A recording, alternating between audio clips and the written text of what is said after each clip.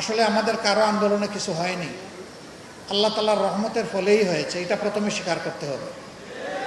2 নম্বর হচ্ছে, অবশ্যই আল্লাহ তাআলা সেই জাতিরই ভাগ্যের পরিবর্তন করে দেন যে জাতি নিজের ভাগ্যের পরিবর্তনের চেষ্টা করে। এটা কোরআনের আয়াত, আমরা সবাই জানি। এখানে যদি যুব সমাজ জেগে না উঠত, and do it or die, এই কর্মসূচিতে না যেত, আর আমরা যদি সবাই মিলে তাদের পাশে না দাঁড়াতাম, তাহলে এই আন্দোলন শুধু নিশ্চিহ্ন হতো না, এই ছেলে মেয়েগুলা নিশ্চিহ্ন হয়ে যেত। আল্লাহ তাআলা রক্ষা করেছেন। জাস্ট 2 তারিখ দিবাগত রাত্রের একটা অভিজ্ঞতা বলি। 3:30টার সময় একটা ফোন রিসিভ করলাম। দেখলাম যে এখানে যার ফোন রিসিভ করলাম মনে হলো তার আশেপাশে আরও কিছু লোক আছে।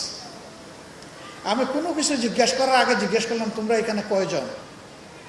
বললো অল টুগেদার আমরা 12 জন। আমি একটু বিরক্ত হলাম, ধমক দিলাম যে এই ধরনের ঝুঁকিপূর্ণ সময়ে তোমাদের 12 জনকে এক জায়গায় থাকতে বলছে কে? খুব করুণ সুরে ছেলেটা আমাকে বলল, আমাদেরকে আশ্রয় দিবে কে? একথা বলে সে কেঁদে দিল। কে এই সময় আমাদেরকে আশ্রয় দিবে? মুহূর্তটা কেমন ছিল চিন্তা করেন। তারপরে আল্লাহ তাআলার সাহায্যে খুব দ্রুত পদক্ষেপ নিয়ে তাদেরকে 3 ভাগে ভাগ করে আমরা 3 জায়গায় পাঠানোর চেষ্টা করলাম। এরা মৃত্যুর প্রহর গুনছিল যে কোনো সময় তাদেরকে তুলে নিয়ে শেষ করে দেওয়া হবে। এটা 2 তারিখ, আগস্টের 2 তারিখ দিবাগত রাতের 3:30টার চিত্র। আল্লাহু আকবার। পরের দিন 3 তারিখ সেনাবাহিনীর সিনিয়র লোকদেরকে নিয়ে সেনাপ্রধান বসলেন। এই পরিস্থিতিতে আপনাদের কি পরামর্শ? আমরা যতটুকু জানতে পেরেছি ওখান থেকে জনপ্রত্যাশার আলোকে পরামর্শ প্রথমে আসে নাই। তারপরে তিনি নিয়ে বসলেন মিড লেভেল এবং জুনিয়র কমান্ডে যারা আছেন, তারা পরিষ্কার জানিয়ে দিল জনগণের বুকে আর আমরা গুলি চালাবো না। আশ্বস্ত হয়ে গেলাম যে ফায়সালা আল্লাহ তাআলার পক্ষ থেকে হয়তোবা হয়ে যাবে।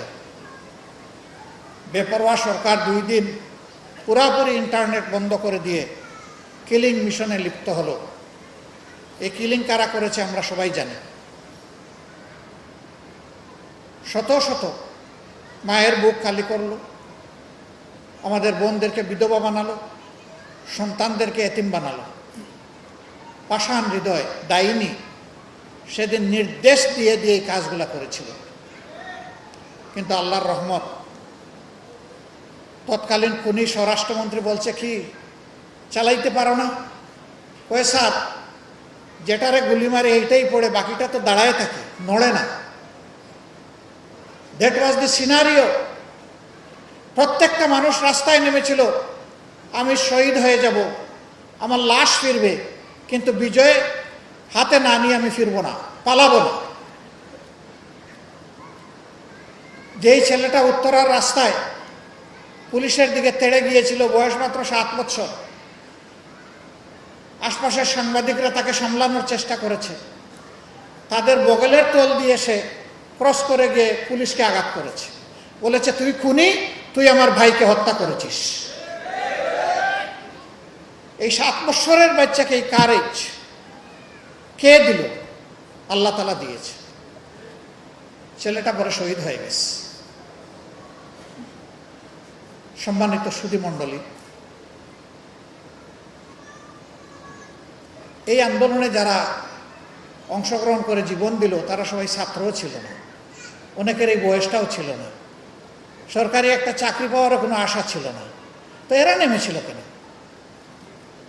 যাদের কোটার জন্য আন্দোলন শুরু করেছিল তাদের না হয় একটা কথা আছে যে তাদের অধিকারের জন্য, সার্ভিসে ঢোকার জন্য, তাদের অধিকারের জন্য লড়াই করেছে। কিন্তু বাকিরা, এই আন্দোলনে আমরা চেষ্টা করেছি ঘরে ঘরে যাওয়ার। আমরা যেটুকু তথ্য উপাত্ত পেয়েছি, এর মধ্যে শ্রমিক সমাজের লোক হলো 48%, শুধু শ্রমিক। এরা অতি সাধারণ শ্রমিক, অতি নিম্ন আয়ের মানুষ। 32% ছাত্র, সেই ছাত্র বলতে শুধু ইউনিভার্সিটি আর কলেজের ছাত্র না, মাদ্রাসারও ছাত্র এখানে আছে। ছাত্র বলতে যা বোঝায় সবাই, আলিম উলামা আছেন, ব্যবসায়ী আছেন, সাধারণ মানুষ আছেন, রাজনৈতিক কর্মী আছেন, সবাই মিলেই শহীদ হয়েছে। এত এত শহীদের ভার আমাদের কাঁধের উপর, আমরা ভুলে গেলাম কিভাবে এত তাড়াতাড়ি। এখানে মাহমুদুর রহমান ভাই আক্ষেপ করে বললেন, এক সময় তো আমরা একই সাথে চলছিলাম, কিন্তু এখন যেন মনে হচ্ছে যে পরস্পরের শত্রু হয়ে গেলাম। উনি সবাইকে নিয়ে চলেছিলেন। আমি ওনাকে বলবো, হ্যাঁ, আপনি আবার উদ্যোগ নেন, আমাদের দোয়াও পাবেন, সমর্থনও পাবেন ইনশাআল্লাহ।